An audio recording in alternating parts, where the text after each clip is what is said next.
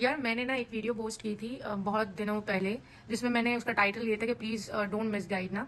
तो उसमें एक लड़की का कमेंट था। मैं ऐसे ही आज रैंडमली अपना इंस्टाग्राम स्क्रॉल करी थी और मैंने देखा कि वो एक कमेंट लिखा हुआ था। मैं वैसे यूजुअली नहीं पढ़ती हूँ इतना ज्यादा, लेकिन मैंने आज उसका पढ़ा था और उसने बहुत इतना लंबा बेचारी ने मैसेज लिखा था। मैंने बोला चलो पढ़ते हैं क्या लिखा है।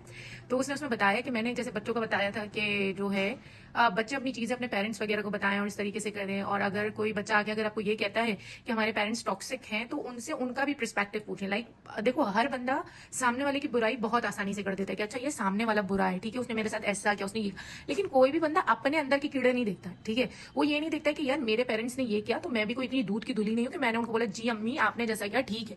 हमने भी उनको जवाब दिया। और आजकल की जनरेशन तो इतनी कोई खराब हो गई है कि पहले के बच्चे तो फिर भी कुछ भी नहीं देते थे या कुछ भी होता था तो चुप हो जाते थे। हम तो इतने नालायक हो गए, इवन दो कि मैं अपना आप को भी इसमें काउंट करती हूँ कि मैं भी इतनी वो हूँ कि जब मेरी अम्मा या मेरे अब्बा कुछ भी बोलते हैं ना मेरे मुताबिक की नहीं हो या कुछ भी नहीं, तो मैं उनको बताती हूँ कि अच्छा आपको तो नहीं पता, मैं बता रही हूँ ये वो इस तरीके से। तो बच्चे जो है ना वो माँ बाप के सामने बोलते हैं, जवाब देते हैं, खामोशी से नहीं बैठे होते।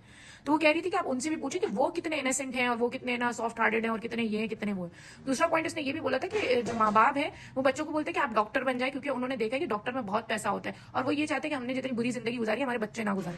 तो प्लीज यार यहाँ पे एक छोटी सी एक पॉइंट है जो मैं तुम लोगों को बताना चाह रही हूँ।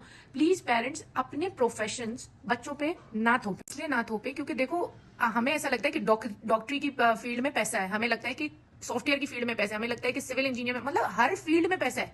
हम किसी को भी स्पेसिफाई नहीं कर सकते कि इसमें जाओगे तो है इसमें नहीं। इवन दो कि वो बंदा जो पढ़ा लिखा नहीं है, सिर्फ स्पोर्ट्स में, बंदे स्पोर्ट्स के थ्रू कितनी कितनी जगहों पे पहुंच जाते हैं। मेरी बहन की दोस्त है, उसका भाई कुछ भी पढ़ाई लिखाई में नहीं था, स्पोर्ट्स आता था, दुनिया की अदर कंट्रीज में वो गया है सिर्फ अपने स्पोर्ट्स के नाम पे।